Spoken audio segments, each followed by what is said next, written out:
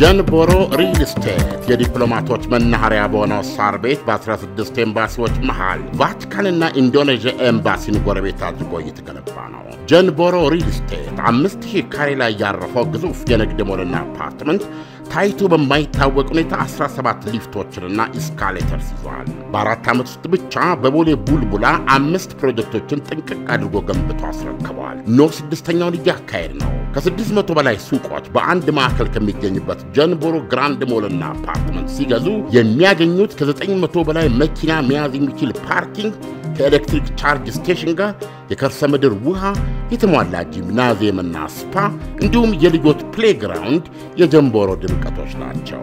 ሁሉም እንደ አቅሙ እንዲነግድ በማሰብ ከ430 ሺህ ብር ቅድመ ክፍያ ጀምሮ የንግድ ሱቆችን እንደዚሁም ባለ 2ና ባለ 3 መኝታ ቅንጡ አፓርትመንቶችን ከ1 ሚሊዮን 250 ሺህ ብር ቅድመ ክፍያ ጀምሮ እኛ ጋር ያገኛሉ። ለተጨማሪ መረጃ 0992722733 ይደውሉ ወይም በዋትስአፕ ያናግሩን። ጀንቦሮ ሪል ስቴት በጊዜ ግቡ።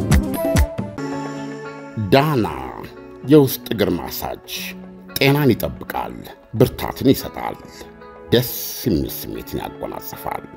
ዳና የውስጥ እግር ማሳጅ ከ45 ደቂቃ እስከ 1 ሰዓት ይሰጣል። ብስራተ ገብርኤል አፍሪካ ህንፃ 3ኛ ፎቅ ዳና።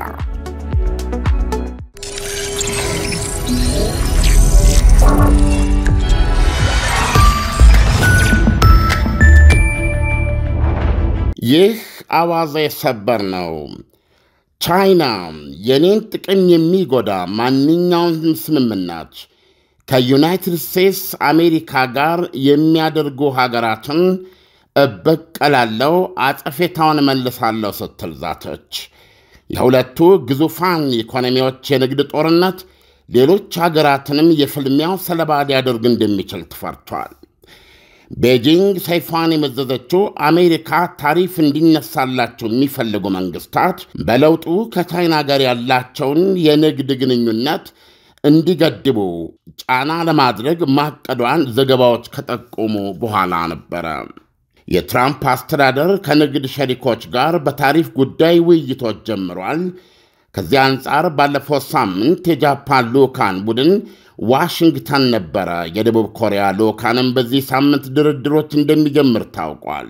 ፕሬዚደንት ዶናልድ ትራምፕ ወደ ዋይት ሃውስ ከገቡ ካለፈው ጥር ወዲህ ወደ አሜሪካ በሚላኩ የቻይና ሸቀጦች ላይ የከፋ የታሪፍ ምጣኔ መጫናቸው ይታወቃል።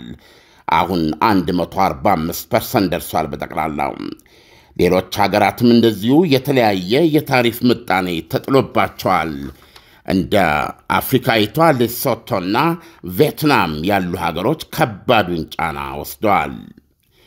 የጃፓን የታሪፍ ተደራዳሪ ሪሶኤ ኦካዛዋ ባለፈው ሳምንት በዋሽንግተን ከአሜሪካን ፕሬዝደንት ጋር ተገናኝተው ድርድር ጀምረዋል።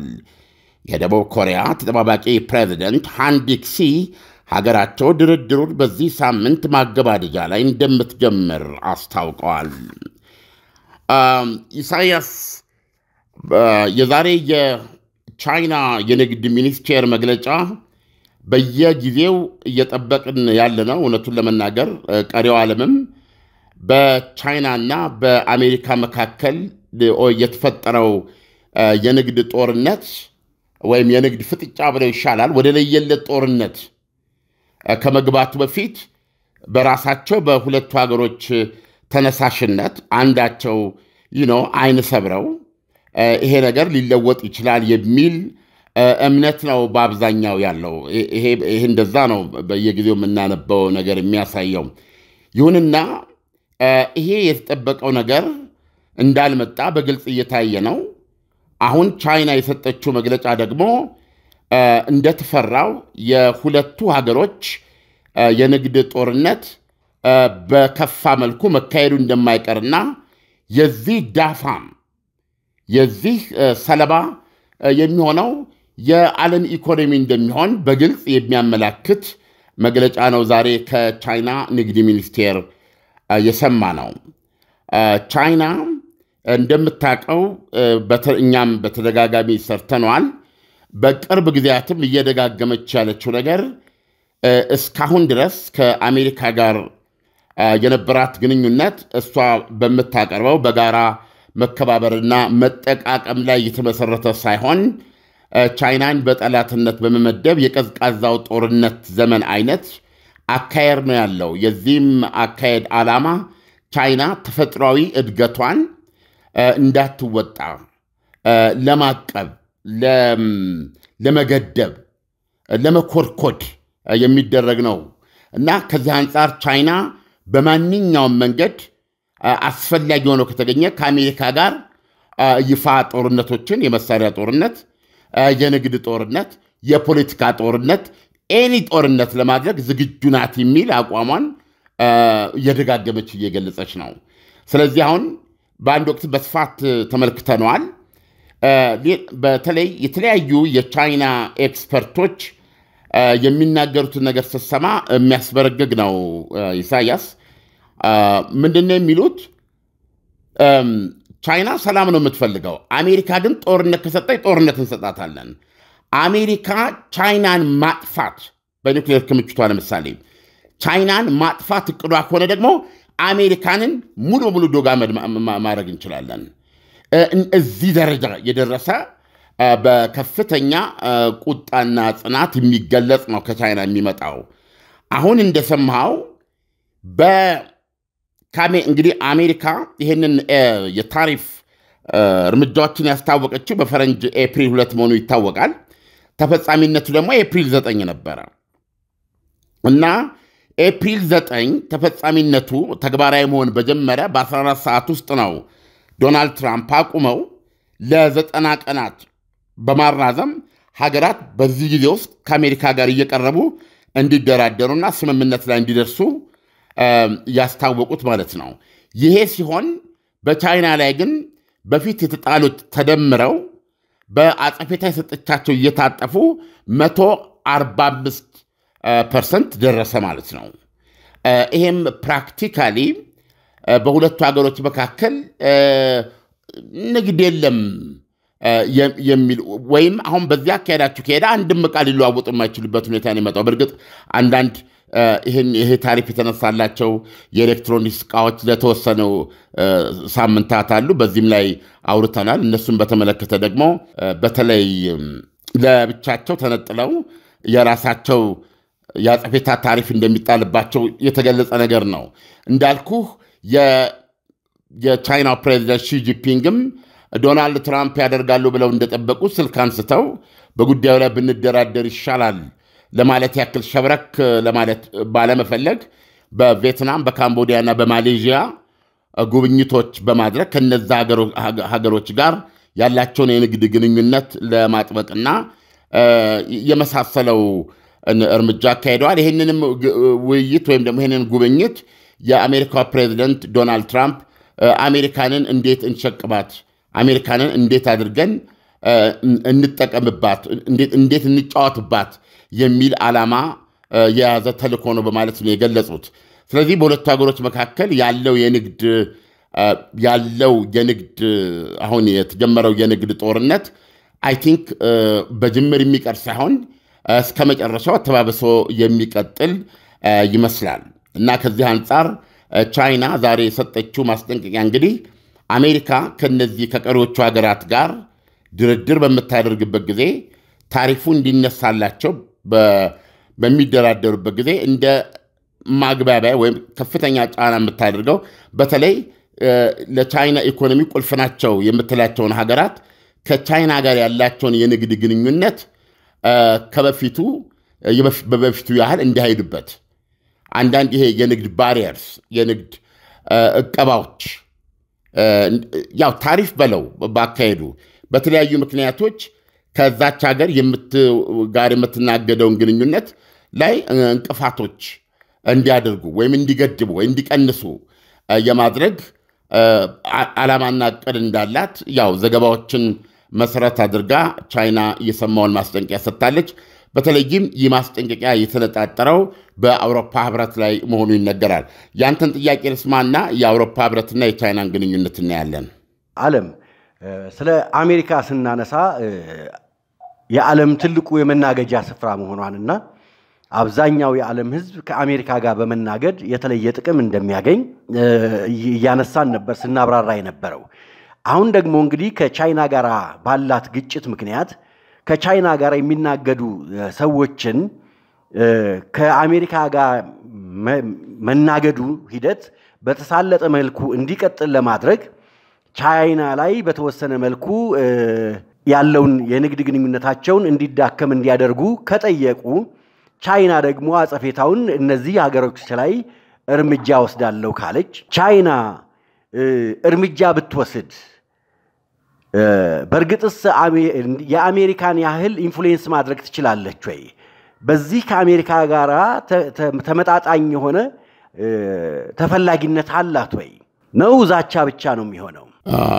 አጠቃላይ መነሻው የንግድ ጦርነት የበለጠ የምትጎዳበት ሊሆን ይችላል እንጂ አታተርፍበትም። በርግጥ ዶናልድ ትራምፕ እነዚህን ታሪፎች የሚጥሉበት ዋነኛው ምክንያት በከፍተኛ ደረጃ ከሀገር ውጭ ኮብልሏል ብለው ያመኗቸውን እጅግ በርካታ ቁጥር ያላቸውን የአሜሪካንን አምራቾች ወይም ደግሞ የአሜሪካንን የማምረት ስራዎች፣ ፋብሪካዎች፣ ኢንዱስትሪዎች ወደ ሀገር ቤት መልሶ ለማምጣትና አሜሪካንን በማምረት ስራ ላይ የተጠመደች እንድትሆን ለማድረግ ነው። ያ ማለት ደግሞ ብዙ ሰራተኛ ተቀጠረ፣ ኢኮኖሚው ተንቀሳቀሰ፣ ጎመራ ማለት ነው። ነገር ግን የተለያዩ ኤክስፐርቶች በዚህ ላይ የተለያየ አስተያየት አላቸው። እሱ ዝርዝር ስለሆነ እንተዋለን። ያንተን ጥያቄ ለመመለስ እንደ አብነት ለምሳሌ የአውሮፓ ህብረትን እንውሰድ። አሜሪካ የአውሮፓ ህብረት ላይ 20% ታሪፍ ነው የጣለችው። ይሁንና በዚህ በ90 ቀናት ውስጥ በሚደረግ ድርድር ታሪፉ ሊቀር ይችላል ማለት ነው። እና አሁን ለምሳሌ የአውሮፓ ህብረት ላይ አሜሪካ በምታደርገው ድርድር ቻይና ላይ ማዕቀብ እንዲጥሉ ማለት ከቻይና ጋር ያላቸውን የንግድ ግንኙነት ወይም የንግድ በር ገርበብ እንዲያደርጉ ታግባባለች ቢባል በዋነኛነት ያስጠነቀቀችው አውሮፓ ህብረት ስለተባለ ነው። ቢሆን ምን ማለት እንደሆነ እንመልከት። ቻይና ከዚህ የማዕቀብ ፍጥጫ መጀመር ጋር የስፔኑ ጠቅላይ ሚኒስትር ፔድሮ ዋቴቨር ቤጂንግን ጎብኝተው ነበር እና በዛን ወቅት ለስፔኑ ጠቅላይ ሚኒስትር የነገሯቸው አሜሪካን፣ ቻይናና አውሮፓ ይበልጥ በጋራ መስራት እንዳለባቸው እና ይሄንን የአሜሪካንን ቡሊ የአሜሪካንን ማንቦጃቦች ጉልቤነት መቋቋምና ማስወገድ እንዳለባቸው ነው ጥሪ ያደረጉት የነገሯቸው። የስፔኑም ጠቅላይ ሚኒስትር ያሏቸው ምንድነው ቻይና ከአሜሪካ ጋር የንግድ ጦርነት ገባች ማለት ከአውሮፓ ህብረት ጋር ገባች ማለት እንዳልሆነ ቻይና ይሄን ግንዛቤ ልትይዝ ይገባል እና በሁለቱ ሀገሮች መካከል ያለው የንግድ ግንኙነት እንደነበር መቀጠል እንዳለበትም በስፔን ጠቅላይ ሚኒስትር በኩል ለቻይና ምላሽ ተሰጥቶ ነበር። ነገር ግን አሜሪካ እንደኛ ሰፊ ገበያ ነች። ሌላውን አሁን ብንመለከት የአውሮፓን ስናይ ያለፈውን ዓመት በ2024 አውሮፓ ወደ ቻይና የላካቸው ሸቀጦች የአውሮፓ ህብረት ነው ማወራህ 231 ቢሊዮን ዩሮ ነው። 231 ዩሮ ነው። ቀላል አይደለም። ሆልዶን ቻይና ደግሞ ወደ አውሮፓ ህብረት የላከችው ልብ አድርግ፣ የአውሮፓ ህብረት ማለት 27 ሀገሮች ማለት ነው። ወደ አውሮፓ ህብረት የላከችው 517.8 ቢሊዮን ዩሮ ነው። በአውሮፓ ህብረትና በቻይና መካከል ያለው የንግድ ልውውጥ ሚዛኑ የተዛባ ነው ማለት ነው። ወይም በዚህ የንግድ ሚዛን ውስጥ የአውሮፓ ህብረት የ304 ቢሊዮን ዶላር የንግድ ኪሳራ አለው ማለት ነው። አየህ፣ የንግድ ባላንስ የምትለው በአውሮፓ ህብረትና በቻይና መካከል የሚደረገው ልውውጥ አንዱ ለሌላው የላከውና ከሌላው የተቀበለው ገንዘብ ሲወራረድ ዜሮ መምጣት አለበት። ለምሳሌ 517.8 ቢሊዮን ቻይና ልካ ከሆነ የተመጣጣኝ ዋጋ ያለው ሸቀጥ ደግሞ ወደ እሷ ማስገባት አለባት ማለት ነው። ስለዚህ በሁለቱ ሀገሮች መናገር መካከል ምንድነው የምትረዳው? የአውሮፓ ህብረት የ304 ቢሊዮን ዶላር ዲፊሲት አለው። በተመሳሳይ ሁኔታ የአሜሪካንን ብትመለከት ባለፈው ዓመት በ2024 444 ቢሊዮን ዶላር ገደማ ነው ቻይና ወደ አሜሪካ የላከችው። በአንጻሩ አሜሪካ ወደ ቻይና የላከችው 144 ቢሊዮን ዶላር ወደ 300 ቢሊዮን ዶላር ዲፊሲት አላት። አሜሪካ ራሷ ኪሳራ አላት ከቻይና ጋር ባላት ግንኙነት። በእነዚህ በሁለቱ ላይ ብቻ እንኳ ቻይና ከ600 ቢሊዮን ዶላር በላይ የንግድ ትርፍ አላት ማለት ነው። እነዚህ ሀገሮች በከሰሩበት መጠን እሷ የትርፍ ትርፍ አላት። ስለዚህ እንደ አንድ ሌማን እንደ አንድ ተራሶ እንኳን ስትመለከተው ቻይና እንዴት አድርጋ እዚህ ላይ ተጽዕኖ ማድረግ እንደምትችል ምንድነው እንትን የሚል ነው። ኤኒዌይ ለማንኛውም ቻይና ዛሬ የሰጠችው መግለጫ እንግዲህ ይሄ ነው። እውነቱን ለመናገር በቻይኖቹ በኩል ከዚህ በቀደም እንዳነሳ ነው ኢሳያስ ቀጥታ ፖለቲካዊ ዓላማም ያለው ነው። ቻይና በዚህ የንግድ ፍጥጫ ይሄንን የታሪፍ ቱማታ ለማስነሳት ወይም ትርጉም ወዳለው ደረጃ ለማምጣት የሚያስችል እድል ነበራት። ምክንያቱም በተደጋጋሚ የምናነበው ዶናልድ ትራምፕ ምንድነው ካፈርኩ አይመልሰኝ ያንን ነገር ካልሆነ በስተቀረ የፍጥጫው ደረጃ በዚህ ሁኔታ እንዲቀጥል ይፈልጋሉ ተብሎ አይታመንም። ነገር ግን ግድ የለም ፊክስ እናድርገዋለን፣ ቻይና ኮንታክት ታደርጋለች፣ ፍላጎት አላት እያሉ ይገልጻሉ። እና ይሄ ሁሉ ሲሆን የሀገሪቱ ፕሬዚዳንት ሺ ጂንፒንግ አንድም ይህንን ስልክ አንስቶ ወይም ደግሞ በሁለቱ ፕሬዚደንቶች መካከል መነጋገር አስፈላጊ እንደሆነ የሚጠይቅ ወይም ጥያቄ አላቀረቡም። አየህ፣ አንዳንድ ጊዜ ነገሮች የሚወሰኑት በሰው ስሜት ነው። ዓለማችን ይሄ ናት። ስለዚህ አሁን የሁለቱ ፕሬዚደንቶች ፍጥጫ የሁለቱ ሀገራት ውርደትና ክብር ነው። ስለዚህ አሁን በቻይና በኩል የምትመለከት ያለውን ስታይ ብዙዎች የሚሉት በየትኛውም ስሌት ቻይናን አትራፊ የሚያደርጋት አይደለም። ጉዳቱን ልትቋቋመው ትችል ይሆናል። ነገር ግን ለምንድን ነው ቻይና እንደዚህ የበረታ ኢንትራንሲጀንት ሆነ ለመታረቅ ዝግጁ ያልሆነ አቋም ለምን ልትይዝ ቻለች የሚለውን ከታይዋን ጉዳይ ጋር አያይዘን ማየት አለብን። በዚህ ፍሊንች ያለማድረግ አቋም፣ ወደኋላ ያለማለት አቋም ቻይና ደርባ ማስረገጥ የምትፈልገው ነገር ምንድን ነው? ታይዋንን መውሰዷ የማይቀር መሆኑንና የዶናልድ ትራምፕ አስተዳደርም ይሄንን በውስጡ ኢንተርናላይዝ ማድረግ አለበት፣ በቃ ይሄን ግንዛቤ መጨበጥ አለበት የሚል መልእክት ነው ኢሳያስ። ይሄ መልእክት ነው በዋነኛነት። ለምን በዜናዎች ደጋግመን ሰርተናል። ቻይና ዝግጁ ናት ከአሜሪካ ጋር ጦርነት ለማድረግ፣ መደበኛውን ጦርነት፣ የመሳሪያ ጦርነት፣ ቻይናን ማውደም ከፈለገች አሜሪካንም ማውደም፣ የንግድ ጦርነት ከሆነም የንግድ ማንኛውንም ወደኋላ እስከ መጨረሻ ፖይንት የሚል ነው የሚሰጠው መግለጫ እና በማንኛውም መመዘኛ ይሄንን የንግድ ፍጥጫ ማርገብ የሚችሉበት እድል ነበር። ነገር ግን ይሄንን ነገር በዚህ ከለቀቅነው ሰምተሃል። አሁን የንግድ ሚኒስቴሩ መግለጫ አየህ፣ አፒዝመንት ካኖት ብሪንግ ፒስ ይላል። አየህ፣ ማባበል ሰላም አያመጣም ይላል። ኮምፕሮማይዝ ክብር አያሰጥም ይላል። ኮምፕሮማይዝ ማድረግ አይደለም ነው የሚለው። እንግዲህ ኮምፕሮማይዝ ምን ማለት ነው? በአማርኛ መቻቻል እንለዋለን። በጣም አስቸጋሪ ነው። ሁለት ወገኖች ያፋጥጣቸውን ነገር ለመፍታት ሲደራደሩ ሰጥቶ መቀበል የሚባል ነገር አለ። በቃ እዚህ ጋር እኔ ይቅርብኝ፣ እዚህ ጋር እኔ እረታለሁ፣ አንተም እዛ ጋር ተረታ ብለህ መቻቻል ማለት ነው። ኮምፕሮማይዝ መደራረግ ይሄ ነው፣ ፍጥጫውን ለማስቀረት። ኮምፕሮማይዝ ክብር አያሰጥም። ስለዚህ ከአሜሪካ ጋር በሚደረገው የንግድ ድርድር ላይ አሜሪካንን የሚያባብሉ ወይም ከአሜሪካ ጋር የሚቻቻሉ ኮምፕሮማይዝ የሚያደርጉትን እኛ ካውንተር ሜጀር እንወስድባቸዋለን የሚል የወሰነችው። ስለዚህ ፒውርሊ ይሄ የንግድ ጦርነት ማብቃት ካለበት በዶናልድ ትራምፕ መንግስት ሙሉ ተሸናፊ ነው።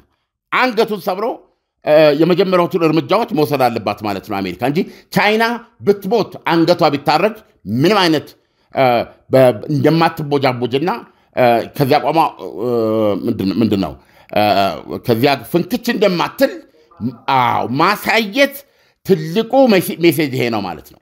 ይሄን ሜሴጅ ነው በዚህ ምክንያት የሚመጣባትን ጉዳት ሁሉ ተቀብላ እንደ ሀገር እኮ ነው። አሁን ቻይና ውስጥ ያለው ንቅናቄ በብሔረተኛነት ስሜት ነው የተያዘው። መላ ህዝብ ከዚህ ዓላማ አንጻር ለሚመጣው በሚሊዮን የሚቆጠር ስራ ማጣትና እንደዚህ እንዲነሳ ታጠቅ ተነስ ማውን ከግምጃ ቤት አውጥተውታል። የዚህ ዓላማ ምንድነው? በአንድ ስልክ ሊያልቅ የሚችል አይደለም ወይ ለሚሉት ዋናው ምክንያት ምንድነው? ይሄ ሜሴጅ ዋሽንግተን ከደረሰ በቅድና በፕላኗ ቻይና ታይዋን ላይ መዝመቱ አይቀርም። በቃ በጀርባው ይሄ ምንድነው የሚለው ምንም ነገር ለማድረግ አትሞክሩ፣ እንኗኗር፣ ያንን ጉዳይ ላይ የቻይና ጉዳይ ናችሁ ብላችሁ ተዉ፣ ከዛ ነገር ውጡ። አንድ ቻይና ነው ያለው፣ ይሄን እንቀበላለን ትላላችሁ፣ ይሄን ተቀበሉ፣ ጣልቃ እንዳትገቡ፣ ይሄን አክሰፕት አድርጉ፣ ይሄን መቀበላችሁን የሚያሳይ ነገር አድርጉ። ነገር ግን በዚህም ሆነ በዚያ ቻይናን በማሰናከል ለዛ እንዳትበቃ የምታስቡ ከሆነ ቻይና ምንም መስዋዕትነት ለመክፈል ዝግጁ ናት የሚል የፖለቲካ መልእክት ማስተላለፊያ ማድረግ ነው የሚገለጸው። ዓለም በእርግጥ የንግድ አንዳንድ እንቅስቃሴዎች ትልቅ ዕውቀት ይፈልጋሉ። ግን ምንድነው ማንሳት የፈለኩት ጥያቄ በንግድ ሂደት ውስጥ ሁለት የሚናገዱ ሀገራት የግድ እኩል የሆነ የንግድ ልውውጥ ማድረግ የሚችሉበት ሁኔታዎች መፍጠር የሚቻልበት ሁኔታዎች አሉ ወይ? አቅርቦቱ አይደለም ወይ የሚወስነው? ለምሳሌ አንተ መግዛት የምትፈልገውን ዕቃ ለህዝብህ ማቅረብ ትፈልጋለህ ወይ? ያኛውም ሀገር ደግሞ መሸጥ የሚፈልገውን ንብረት ለህዝቡ ማቅረብ ይፈልጋል። እነዚህ ዋጋቸው ተመጣጣኝ ሆነው ምክንያቱም ሀገራት ገዢዎቻቸው ናቸው ወሳኞቹ እና እኩል የሆነ ተመጣጣኝ ንብረት ወይም ሽያጭ ካልተካሄደ እኔ አልገዛም ወይም አልሸጥም ማለት የሚቻልበት ሁኔታዎች አሉ ወይ? አሉ። ለምሳሌ በምን ምሳሌ ማድረግ ይቻላል? አንድ ባቄላ አቅራቢ አንተ ባቄላውን በገፍ ታነሳለታለህ እና እሱ ሽምብራ ከሌላ ቦታ ይገዛል እንበል። ስለዚህ አንተ ሽምብራ ካለህ ያንተን ሽምብራ እንዲያነሳ ታስገድደዋለህ። በዛው መጠን ለምሳሌ አሜሪካ የአኩሪ አተርን ዶናልድ ትራምፕ ናቸው ቻይና በስፋት እንድታነሳ ያደረጉት። የአሜሪካን ገበሬን ፕሮቴክት ማድረግ አለባቸው። ስለዚህ ሁለተኛው ነገር ደግሞ አሜሪካ በቻይና ገበያ ላይ እንዳትሸጥ የአሜሪካ ገንዘብ ጠንካራ ነው። የቻይና ገንዘብ ደግሞ ምንድነው የቻይና መንግስት ሆን ብሎ ሁሌም እንዲወርድ ዋጋው እንዲወርድ ያደርጋል። ይህንንም በማድረግ የአሜሪካ እቃዎች ቻይና ውስጥ ሊሸጡ የማይችሉ በአማራጭነት ልትወስዳቸው ማትችል በጣም ውድ እንዲሆኑ እያደረገ አሜሪካ እዛ ገበያ ላይ የመሳተፍ ዕድሏን አሳጥቷታል የሚል አለ። የመሳሰሉ ነገሮች አሉ። የግድ ከሌሎች ሀገሮች የሚወስደውን ልታስነሳው ይገባል። ምክንያቱም ጥቅም ነው የሚሰጥ ጥቅም ነው። ዞሮ ዞሮ ንግድ ሁለቱ ሀገሮች በሚያስፈልጓቸው ነገሮች ላይ የተመሰረቱ ናቸው። ስለዚህ መቼም እኔ እንጃ ኢኮኖሚክስ ያስተምሩ እንደዛ ነው የሚሉት። በሁለት ሀገሮች መካከል የሚደረግ ንግድ ትሬድ ባላንስ መጠበቅ አለበት ነው። አሁን ለምሳሌ በኢትዮጵያና በኬንያ ብንወስድ እንበል ኬንያ ከኛ ጋር እየተናገደች $1 ቢሊዮን ታገኛለች እንበል። ኢትዮጵያ ደግሞ ወደ ኬንያ ልካ 500 ሚሊዮን ዶላር ታገኛለች እንበል።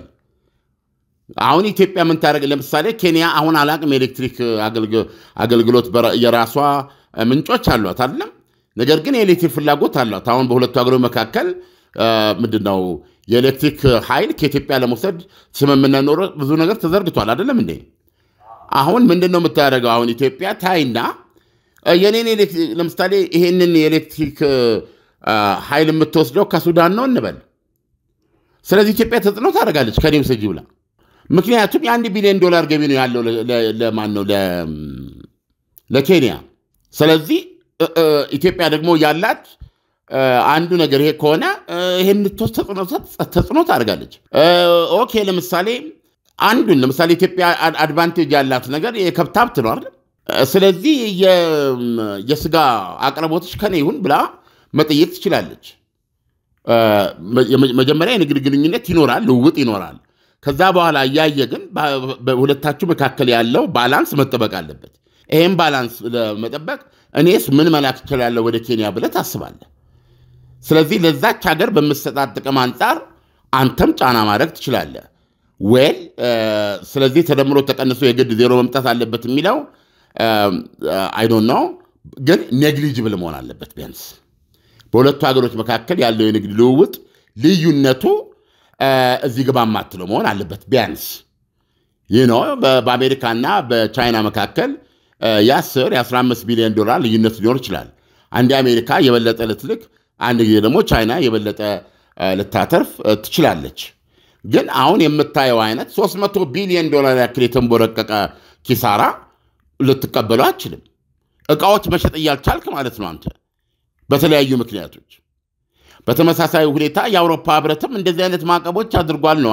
አሜሪካ የምትለው ለምሳሌ አሜሪካ መኪናዎችን በጣም አይወስዷቸውም የምትለው ከፍተኛ ታሪፍ የጣለባቸው ናቸው የምትለው ስለዚህ እንደዚህ አይነት ነገሮች አሉ የግድ በሀገራት መካከል የሚደረግ የንግድ ልውውጥ የንግድ ባላንስ ወይም የንግድ ሚዛኑ መጠበቅ አለበት ይሄው ነው ኢሳያስ ዓለም ለትንታኔው አመሰግናለሁ መልካም ቀን ይሁንልህ መልካም ቀን ጀንቦሮ ሪል ስቴት የዲፕሎማቶች መናኸሪያ በሆነው ሳር ቤት በ16 ኤምባሲዎች መሃል ቫቲካንና ኢንዶኔዥያ ኤምባሲን ጎረቤት አድርጎ እየተገነባ ነው። ጀንቦሮ ሪል ስቴት 5000 ካሬ ላይ ያረፈው ግዙፍ የንግድ ሞልና አፓርትመንት ታይቶ በማይታወቅ ሁኔታ 17 ሊፍቶችንና ኢስካሌተርስ ይዟል። በአራት ዓመት ውስጥ ብቻ በቦሌ ቡልቡላ 5 ፕሮጀክቶችን ጥንቅቅ አድርጎ ገንብቶ አስረክቧል። ኖ 6ኛውን እያካሄድ ነው። ከ600 በላይ ሱቆች በአንድ ማዕከል ከሚገኙበት ጀንቦሮ ግራንድ ሞልና አፓርትመንት ሲገዙ የሚያገኙት ከ900 በላይ መኪና መያዝ የሚችል ፓርኪንግ